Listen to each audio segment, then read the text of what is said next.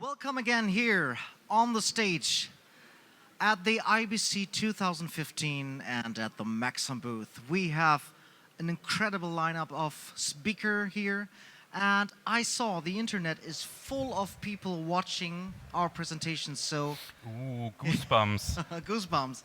Give everything, Matthias. I always do.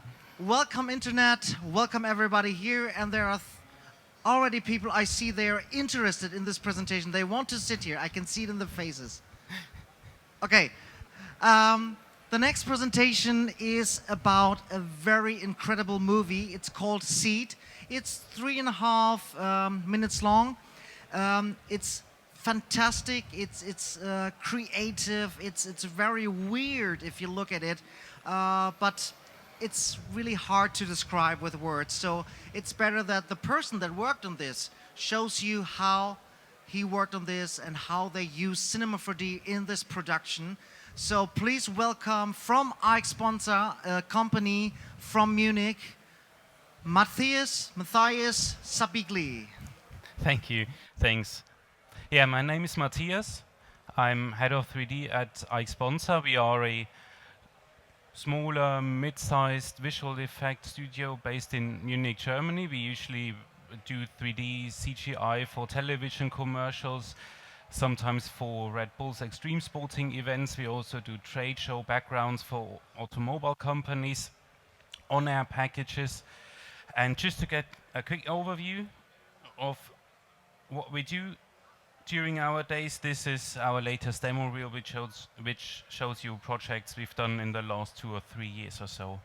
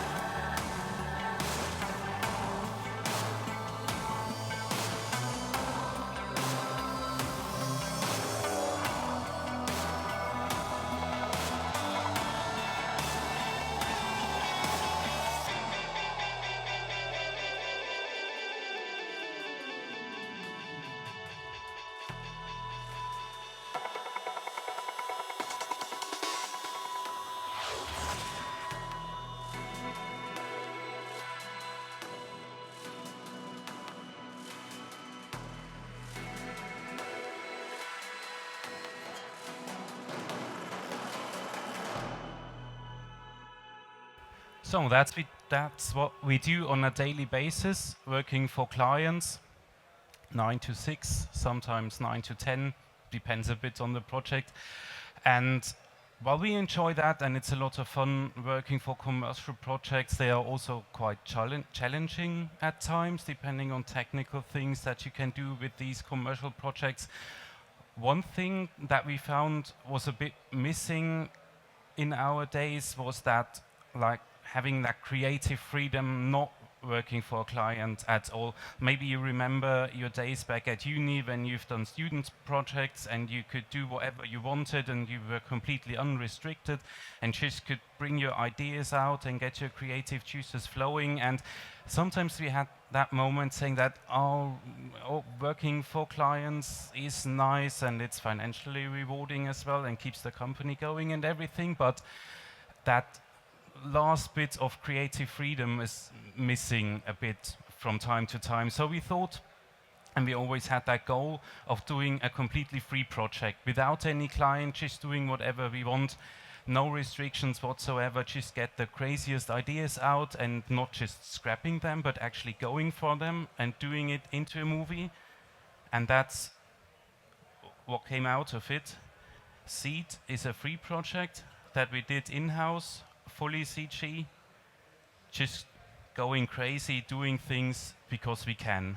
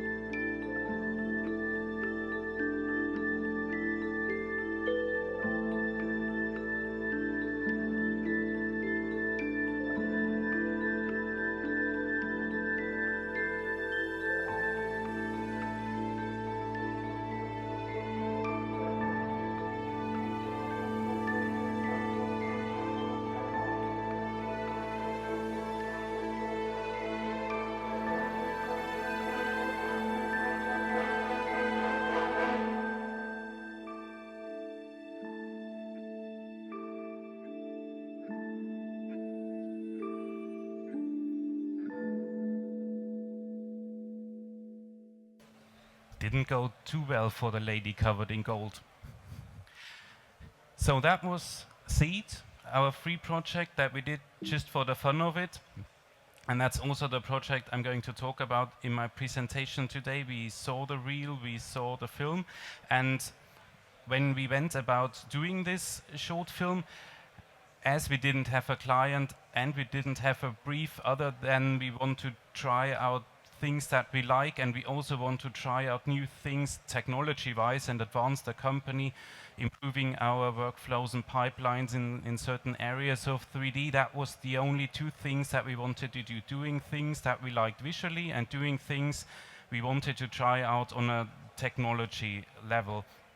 So the way we started is we went on the internet to sites like Pinterest, Behance, and even Google image search, just looked for reference images that we liked and threw them into big boards with tiny images, just moods images that we thought would work well, and not even thinking about the movie yet, just throwing in images that we liked, and then going through these big boards, creating smaller, more specialized boards for different areas. Like this is a board that we did for just getting an idea of what the general setting would be. We didn't want to go all saturated TV commercial world, highly glossy, polished, valuable stuff, because we do that all the time doing TV commercials for coffee machines. You can't go gritty old, it's always polished, nice. So we wanted to do something else for a change. So we thought, environment-wise, having something gritty, rough and natural to have the animation sit in would be quite nice for a change, and it would also make a nice contrast to that sort of polished room that that first priestess or whatever she is sits in with her tape deck. The whole film is all about contrast. It's nature and technology, and it's humans but not moving, but very rigid humans in strong poses. So that was the concept boards we did, just finding shapes and nice forms and colors as well, trying to get things going, and also always thinking about how we will do these things in 3D, because if you look at the images, they are all rather complicated to recreate in 3D. Like the lower right one would probably need something called reaction diffusion, which is a formula, a technique of having 3D particles, objects growing along natural paths, and that's how you would do this thing. Manuel, my boss at the office, was starting to do a system to do an image like this in Houdini, and it worked pretty well, and it was nice to flex your R&D muscles.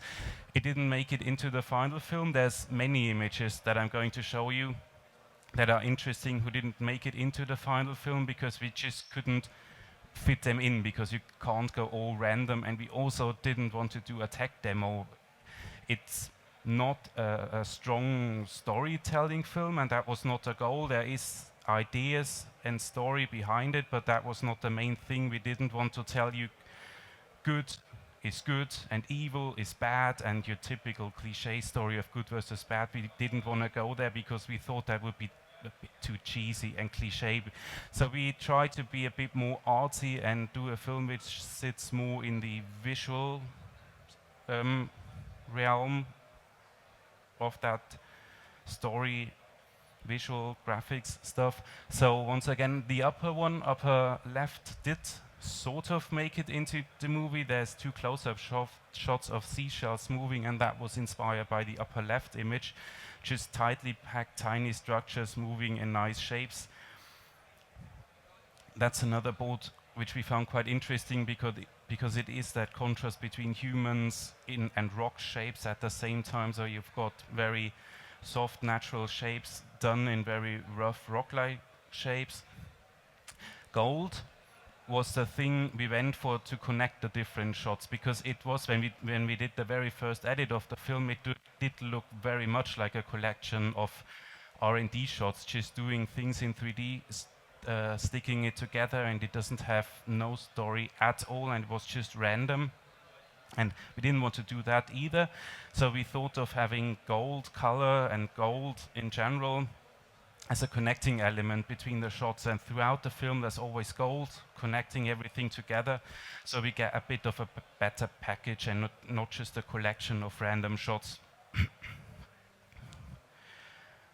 That's another board for humans in strong poses. We wanted to have rigid humans, not animated ones, just because we can like have stronger poses, have them sitting in their environment in a strong contrast, because everything else is moving. All inanimate objects are moving in our film, and the humans are not moving, just to have another contrasty thing going on.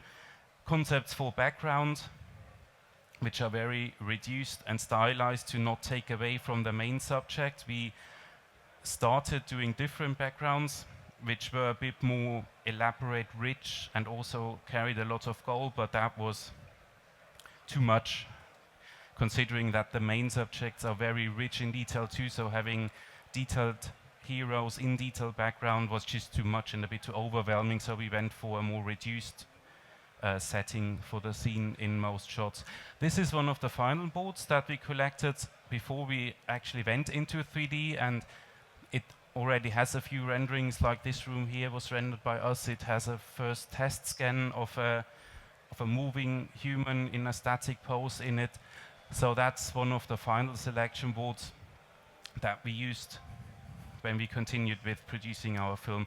In the layout phase, we went straight into 3D, doing a few setups, getting setups moving, getting them going. This is a setup done in Cinema 4D. It's got a particle emitter in the center. It's emitting spheres, and they've got a rigid body tag on top, so they're not intersecting, but they are nicely packed in a circle packing fashion with hidden colliders, so it's forming the bubbly shape, a few different shaders slapped on top. That's rendered with Octane, because Octane is giving you very quick turnaround times. It's giving you images really quickly, and you can try out different things, and they are just rendering a minute a frame or so. There is noise in there, but that doesn't matter, because you're only judging the visual quality and what way you want to go. It's not technically all clear just from a noise technical sort of rendering level, but you can see what the style will be like and in what direction you want to head. Also, some of the effects, we thought we'd do a bit of glitching effect, but that didn't make it into the film. So that was another tryout phase, trying to get an idea of where we're heading. Some more layouts that we did, and as you can see, all of these layouts didn't make it into the film, and they've been developed quite far, like that golden rich room up there that ate up, I don't know, a week, maybe 2 weeks of time, and it just didn't make it, because in the end it didn't really fit into our ideas and into the movie. But anyway, I think it was pretty cool for the artists to just get going and get working, and even though we created stuff that we didn't use, I mean, it's not lost. Maybe there's a C2 project or another free project that we're going to do, or maybe we can even use that room for commercial projects. It's now sitting in our archives. Whenever we need rich, golden, baroque rooms, we know where to go. Some more layouts at the lower right. This shot did actually make it into the film, but it changed quite a lot. It started out with pink, glibbery jelly balls moving around, but we replaced that with seashells, because there's no glibbery jelly balls in our film. That they didn't make it, but the general setting made it. The lighting was worked on. The hero characters were replaced. No glibbery pink balls, but seashells, and they were breathing in the film a bit, so we can start seeing a direction, and we can start seeing shots that we actually used in the film in a different form. And once we did that, having our ideas put down into boards, having layout images going, then there was that one point where we had to say, okay, that was some 2 months of playing around, everyone creating stuff whenever they are not working on commercial projects and had a bit of time left.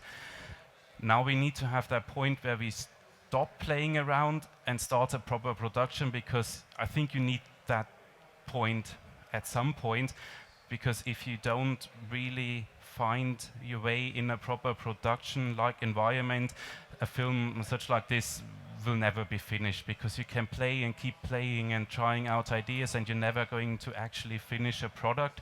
So there was that one point where we said, all right, now we take all the ideas we have and move to a sort of streamlined, normal production. And this is where my presentation is going to be a bit more technical. The colorful, nice to look at images will stop now, and I hope that doesn't scare you away. We're going to look at a few more technical images right now, because aside from doing nice things and things that we like visually, as I said, we wanted to try out a few things we haven't really done before, and one is photogrammetry, also known as photo scanning. As opposed to laser scanning, you're taking pictures of an object and a software is recreating the three-dimensional object from the pictures you took of that object.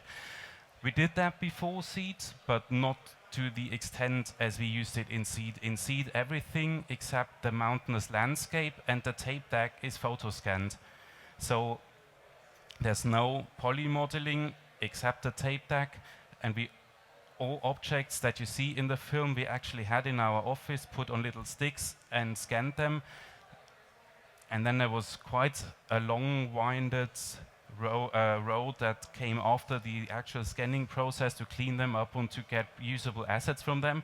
And this process I'm going to talk about right now. If you want to scan, I mean, the concept of a camera is familiar to you, I guess. You've got a lens, you've got a sensor or a film if you're old school, and you've got an object you want to take a picture of. So if you want to take a picture of that yellow circle, you get a yellow dot on your film. That's your picture. Now, if you want to recreate the yellow dot in 3 dimensions, get a 3-dimensional geometry object from that thing that you photographed, you can't do that because you don't know how far away the object was from your film. Because with that one rate that you get when taking one image, there's no way of telling how far away the yellow dot was from your camera when taking the image. You also can't tell how far away it was by the size of something on your film, because closer and smaller objects create exactly the same yellow dot on your image as further away bigger objects. So you can't really use any perspective information in a single image. The way to fix that is to do more than one image, because if you do more than one image, you know where it sits in one image and you know where it sits in the other image. And if you know where your camera was when taking the images, you can triangulate the position, and suddenly you know how far away the object was from your cameras when taking the image.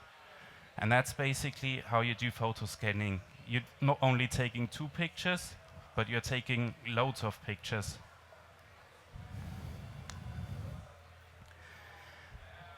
And you need to take lots of pictures to just cover every point on the surface with the images you take. That's just images taken with a standard camera. You take a Canon, Sony, whatever camera, snap a few pictures, and it works best if you move in rings around the subject. If you imagine that the object you want to scan is sitting here in front of me, what you do is you take one picture here, then move a bit to the side, take another picture, take another picture, take another picture, and the pictures you're taking is basically aligned in a ring around the object. Then you photograph another ring which is a bit higher up, and then another one which is a bit higher up, maybe another one lower down and even lower down. And then you've got images which cover your object pretty good. The goal is to maximize parallax. So basically you see every point of the object you want to scan in your images, and also you get as much of coverage in 360 degree as possible, just to have as much of a variance in, if I go back in my slides, to get this distance as big as possible over the images that you take, because the further that distance is, the better the triangulation will be, just as you have a wider base to calculate from. So once you've taken the images, you bring them into your photo scanning program. We use Agisoft PhotoScan, just because we found it works very well. There's a few other options available as well, but for us it's Agisoft. And what it does in the first step, it's looking at the images, trying to figure out where the cameras were placed when taking the images. It's tracking pixels, just matching them from image to image. And then all the blue rectangles you see, that's the locations of the camera when taking the pictures of that birch tree. It's also giving you a preview of what it thinks like the 3D object is going to look like once it's calculated. And you can see that the cameras are positioned in rings around the object, because we photographed in rings around the object, and the preview is looking very promising as well. Then you hit the button Calculate Dense Point Cloud, and that's going to take a while, depending on your hardware.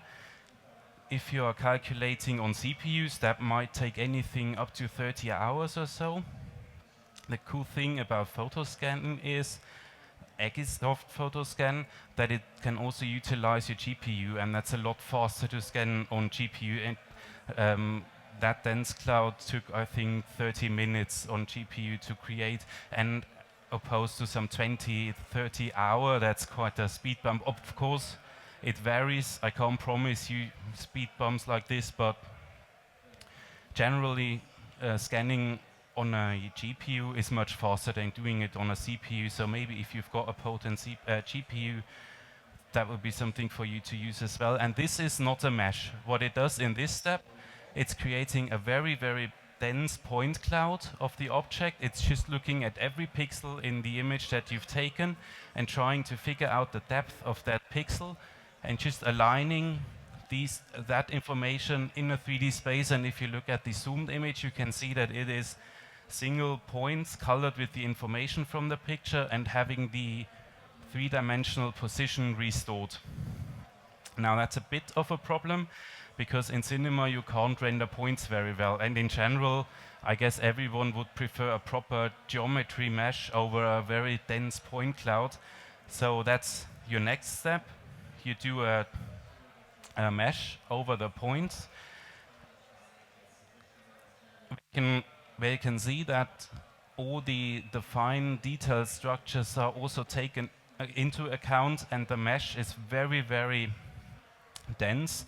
It doesn't have any poly layout to speak of. It's just an automated meshing over the dense point cloud. So it's a very dense and a very messy mesh, but it's got all the geometry details in there, and that's a very cool thing because you've got all the barge structure in there.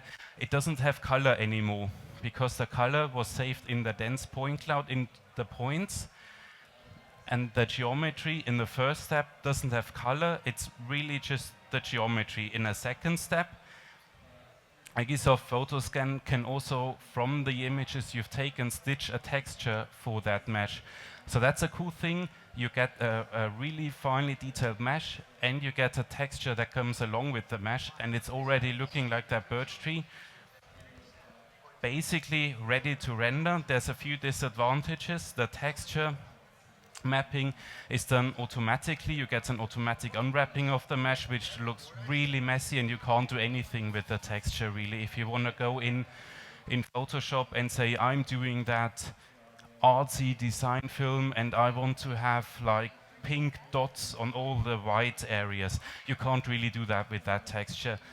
You could use it for rendering, but probably it would be better to clean that up and do a proper UV unwrapping and a proper texture from it. And also the mesh is something like 3 or 4 million polygons because it's so dense when it's created. It's also something that you could use if you have only one scanned object sitting in a studio-like background, but probably you want to do something called retopology, so you get a good mesh with good edge loops and a good layout.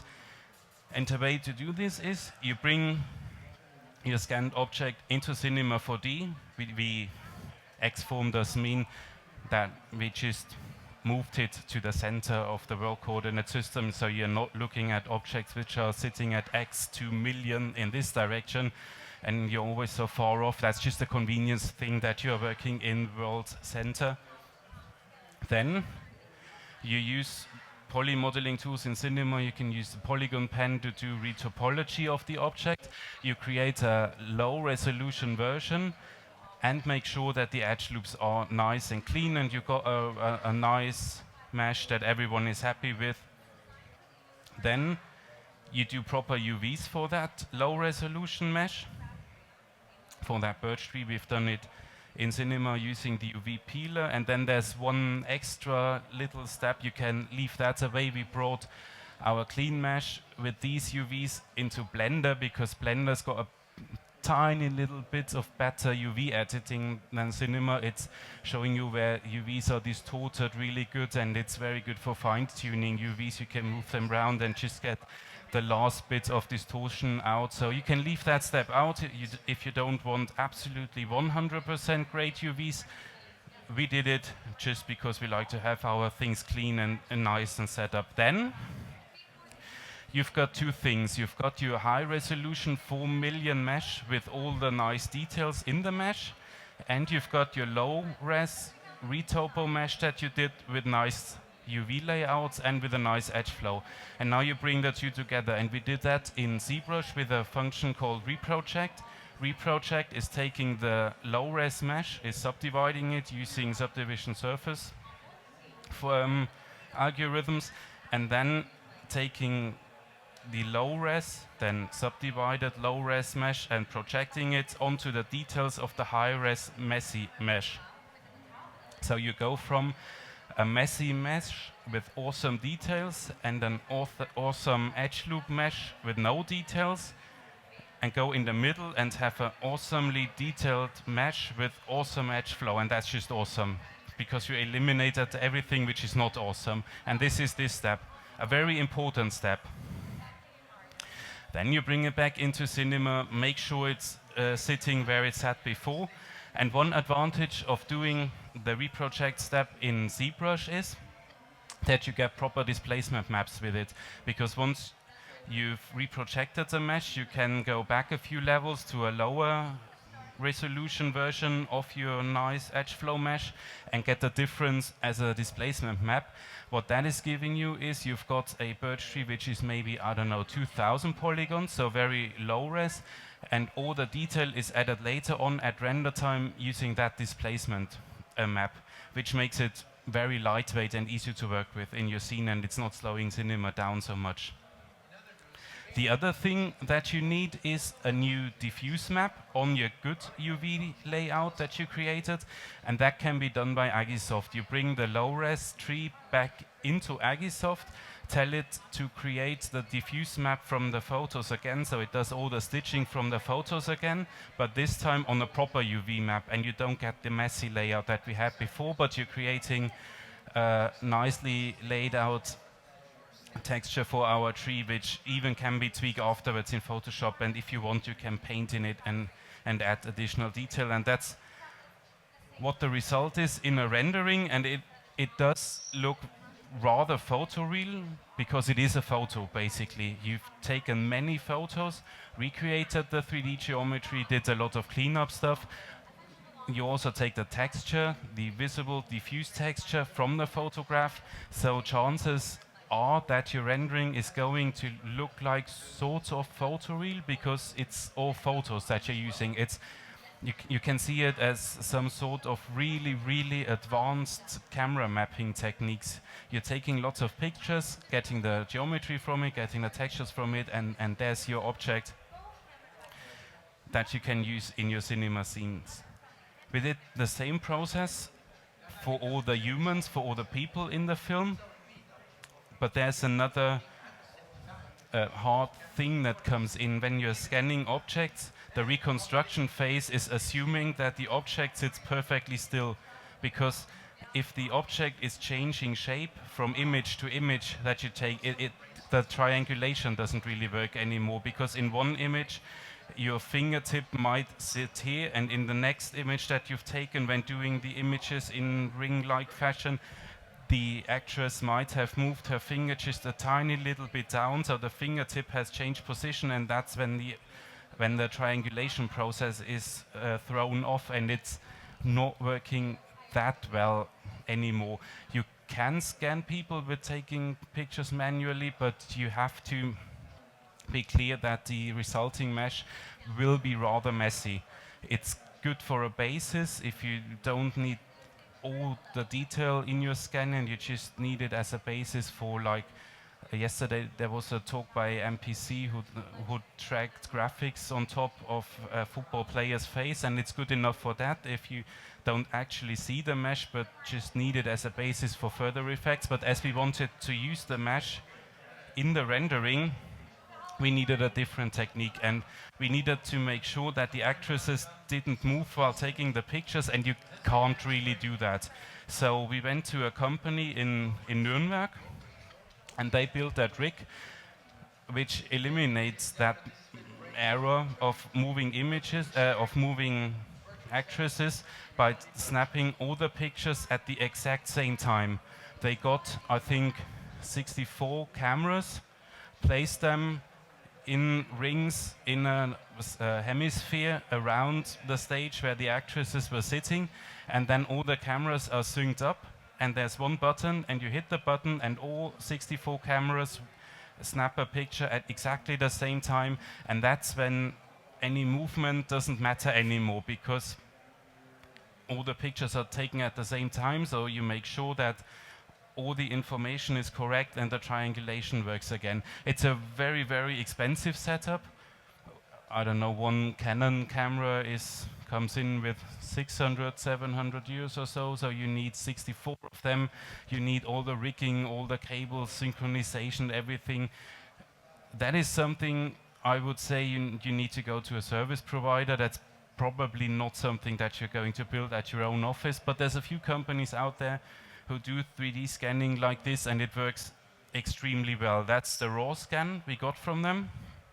And you can see that all the details are there. There's a bit of rigging still visible. You can clean that up afterwards, just delete the polygons that are created. But in general, that's a very, very good scan of the actress.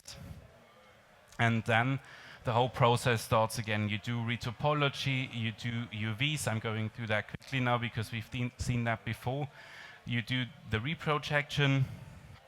That's the result of the reprojected scan. It's got proper edge loops, a proper UV layout, but reprojected to the 3D scan, so all the detail is there. And then we sculpted some extra detail in there manually to get the pores of the skin going. And additionally, we also pulled a bump map from the displacement map generator. By doing an high-pass filter, you get only the fine skin pore details from the actual displacement map from that mesh, so you can put that on too. A bit of manual sculpting, and there you have, that's the final level of detail we had in the mesh without texturing. So pretty detailed. It was pretty amazing that you can scan humans to a level of detail which is that good. The skin, of course, is a bit exaggerated, so you can see it on the screen better. We didn't render it like this because that looks like she's got some weird health issues, but just to make it a bit more apparent, that was exaggerated a bit. One thing we found which was a bit problematic in renderings is, as we pulled the diffuse texture from the images like we did with the tree before and put it on, as a bit of a problem, while the lighting on the stage is very flat and very even, and we made sure that there's no harsh shadows or anything, there's that to some extent you can't avoid having shadows, because it's, if you're speaking in 3D terms, it's basically ambient occlusion that's happening on your face when you're snapping a picture in a very softly lit environment. And that is not much. It's not very apparent, but if you put your scanned character in a scene and do very strong lighting, like a high key from one side, shadow from the other side, it does become apparent, because shadows, the ambient occlusion, soft shadows in the scan start to double up. You get occlusion from your rendering, you have occlusion in your texture, so you've got double occlusion, and faces become very dark in spots. So what we did is we snapped a panoramic HDRI image, so we had the exact lighting situation from the scanning stage. We put our scan in there, put a white material on top and rendered it with brute force GI, so you get pretty much the lighting on your model that you had on the scanning stage. Then you bake light and shadow to a texture using the same UV as the model has for its diffuse pass. Then you've got the diffuse texture snapped from the images from the scan, and you've got the self-occluding map from the baking of the texture into the UV. Then you combine the two, basically subtract the shadows from this rendering from your diffuse texture, and bam, there you've got your texture without any shadows on, because you're recreating the shadows that have been there in the rendering, and use that rendering to counteract the shadows in the diffuse texture. And there's your albedo texture. An albedo texture is a diffuse texture where it's made sure that there's absolutely no lighting information in. It's just plain color. That's an albedo texture. And this is how we eliminated self-occlusion shadows in our scanned diffuse texture.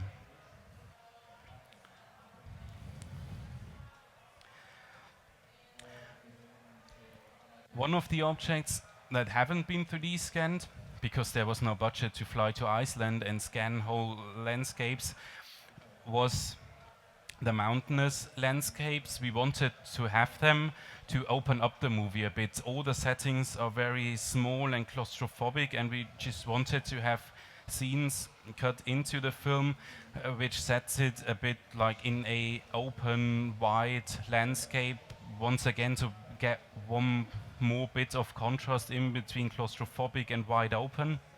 And another reason to do the mountains, to be honest, is to use a tool called, well, starting with references, obviously, to use a tool called World Machine. Especially Manuel is a big fan of World Machine. I haven't used it personally, but it's giving you really fantastic results for landscapes. It's not really a 3D program. What it does is you've got that nodal interface, and you can combine things together, and you're basically starting with a few noises, layering that on top. And what a World Machine does, it's creating textures for you. Textures you can use to generate geometry in your rendering, in your 3D application later on. So you start with layering noises on top of each other, just roughing out the mountains that you want. Doing some test renders, and as you can see, it's already giving you a really, really highly detailed mesh in the renderings. And that's one of the strong points, that you can get up to ridiculous amounts of detail with World Machine. The data set is really big as well, but it does offer you the possibility to have lots and lots of detail going on. And once you did the first step of just roughing out your mountains, it's offering you functions to do natural phenomenon like terracing, when it's different layers of sediment that is eroded. It's doing erosion not by faking it, but by actually doing a 2D fluid simulation on top of your mountain. So you get basically 20,000 years of rain washing down your mountains. And another nice thing is that it's giving you maps for anything that it's doing. So you can use those black and white flow maps where the water was flowing down your mountains later on in texturing to add a bit of moss in these areas because it's wetter areas. It's giving you, once again, quite a lot of detail with these natural simulated weathering effects.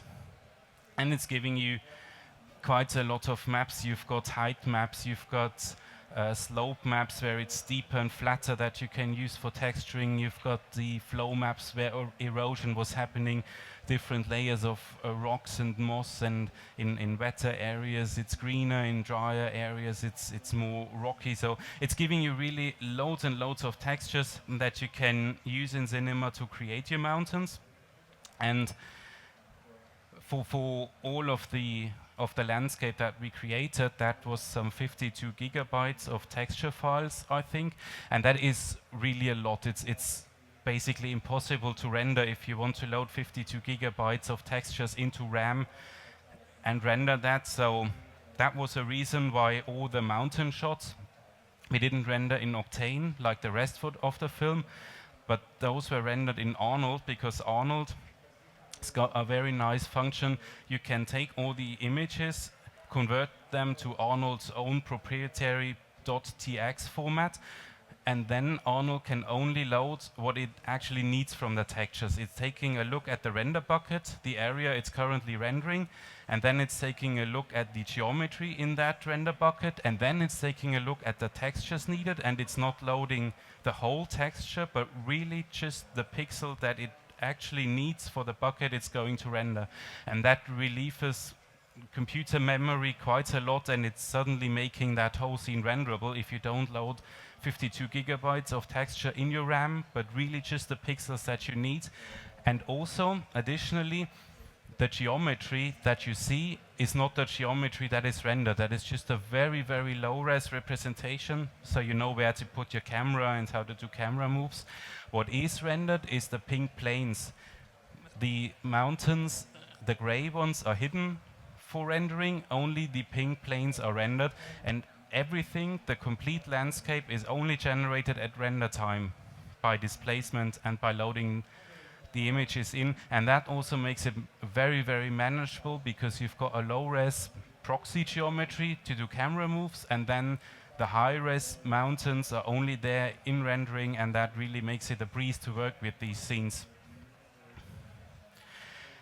That's another way of doing level of detail. You just delete all the areas you don't see. But that's like a bit of manual labor, but combined, just deleting what you don't see and relying on Arnold's clever loading of textures and the generation of geometry on render time, that's really what made this scene renderable. Here's an Arnold shader, node-based layout. I'm a fan of Arnold. I really like that engine. It's a very open implementation. The connection between Arnold and Cinema is really, really well done, and you can go in on a deeper level, and if you're more of a technical director, sort of, I think you absolutely love Arnold. If you're more a designer who doesn't like nodes that are called AOVs, then maybe you want to look into the direction of Octane, because that's the two engines that we use these days. Octane is very straightforward, very quick. It's giving you nice images really quickly. Arnold is rock solid in huge, complex scenes, and you can dive in deep and take control of basically everything. So that's the pro and cons of these two engines. For the crater, we wanted to have the crater in to sort of resemble the shape of those bubbling spheres that we saw in the layout slides as well. Basically bring that idea back. That shot, we wanted to have that shot come back in form of the crater in the landscape. So we took the colliders that we have in this shot, did some Boolean operations to get the basic shape going, then generated a black and white height map, and as World Machine is not a 3D program but just working your textures round, you could export that height map, bring it into World Machine, and then have all the natural erosion simulation working on your Boolean object from Cinema, which was very, very nice as well. Integrated in the landscape, gave us a crater with natural weathering effects really quick. The headgear consists of scanned seashells on the scanned actress. So once again, scanning of seashells, that's a small little helper item we had built. It's got a motor in, and all the seashells that we wanted to scan sit on a small stick on top, and that motor is just rotating by a set angle, and you can snap pictures without moving around, because it doesn't matter if you rotate the object or if you rotate the camera around, and it's a bit more of a stable situation scanning like this, especially if you're doing small objects, because you can get the focal distance right. You set everything once and then just hit snap, snap, snap and take the pictures, and you don't have to adjust focal distance. And especially with smaller objects where there's only shallow depth of field, we found that this system works better than moving your camera around, but it doesn't really matter. It's just a convenience thing to make scanning a bit quicker, because we did scan quite a lot of seashells. And if you imagine that for every row, for every shell in our library, we had to do that whole process of scanning dense cloud, diffuse stitching, then doing the retopo, UV scanning, reprojection in ZBrush, then bringing the texture back in. It is quite time consuming. You get faster, of course, if you've done 6 of them. The other 40 are done rather quickly. But that was a very time-consuming process. But in the end, we ended up with a very nice library of seashells, and then placed them on her head manually. There was no helper tools or no advanced Python scripts or anything, because we tried getting something semi-automatic going, but it always looked very procedural and done automatically, and it never looked really cool. And the only way to get her headgear in a nice way and also in a way that we liked was placing everything manually. Of course, there's guide splines for the alignment of the seashells. There's 3D snapping to surfaces and little helpers like this. But in general, her headgear was all built by placing every single seashell by hand, and you start by doing smaller patterns, then take those smaller patterns, building from small to big, just creating the headgear one seashell at a time. And in the end, she's got her native Indian feather crown made of seashells ready to go. The only object in the whole film that wasn't 3D scanned, except the landscapes, is the tape deck. That one was just built using normal standard polygon tools. We started by taking reference images. We had one of the machines in the office, so we took a few pictures of it, started building the polygons, building some more polygons, and we made sure that it was built in a very detailed way, which also holds up for close-up, because it was clear from the start that we wanted to have really close-up shots of that tape machine. So also the texturing was done to hold up in extreme close-up shots. All the scratch marks and dirt was partly derived from the reference images that we shot, partly just from cgtextures.com images, because that's where everyone's going for texturing resources, and also just hand painted. So that was pretty much standard workflow, building a polygon mesh and texturing it so it looks cool in close-ups. Another effect we had was for the big grand finale. We thought that it would bring in the gold back in. It would be quite nice to have just liquid gold running over her face to conclude the film.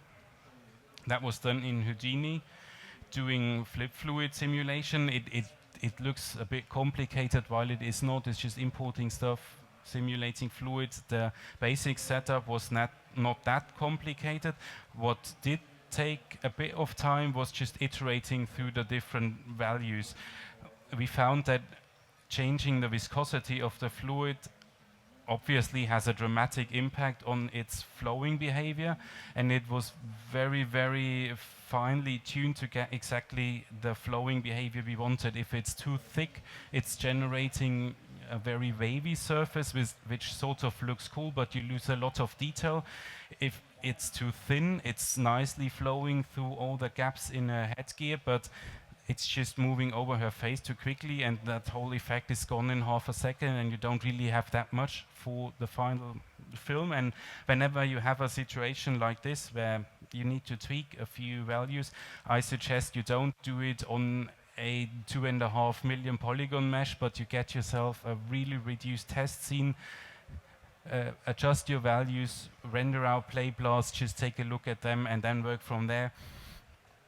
A pretty obvious thing, but a lot of people try to do everything on the real mesh in the real scene, and that just makes it very slow. And for quick turnaround times, to be able to try out a lot of things in a quick fashion, it is not sexy or anything, but using spheres is a lot better than using a million polygon mesh, which just makes everything slow and doesn't give you that much of an advantage. So we tweaked the settings in a very simple test scene and then applied those settings onto the proper mesh, and that's the particle result of the flip fluid simulations. I think it was some 220 million particles in that simulation that was then meshed, brought into Cinema by Alembic import.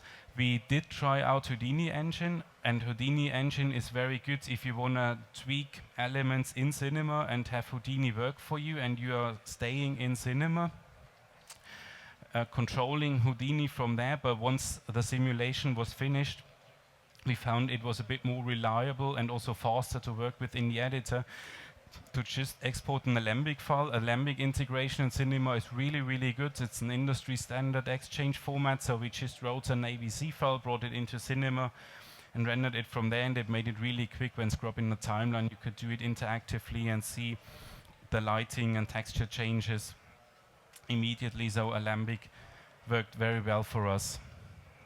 The last bit, but cliche thing, not the least bit, is music and sound effects. We were lucky enough to get Michael Farkas doing the sound for us. It's a very, very cool music and sound guy based in Munich too. We worked with him before on commercials, and he did the sound, and I think it works quite nice. The instrument he's holding, I think it's called a guitarette. It was done in the 60s, and it's that electronic instrument where you put your finger on those slits and it's creating sounds. It's a very weird instrument that not really a lot of people own because it flopped back in the 60s and no one really used it anymore, so that's one of the few remaining guitarettes, and I think it fits the film quite well because it's that weird, strange instrument which is making music for that weird, strange film which doesn't really follow standard storytelling lines and is just a bit crazy and all over the place. So that was, I think, a nice little touch, and this instrument was mainly used for doing the music. And that's my last slide. I say thank you for listening to my babbling on for now, and I hope I didn't bore you too much and there was something interesting in my presentation for you. Thank you.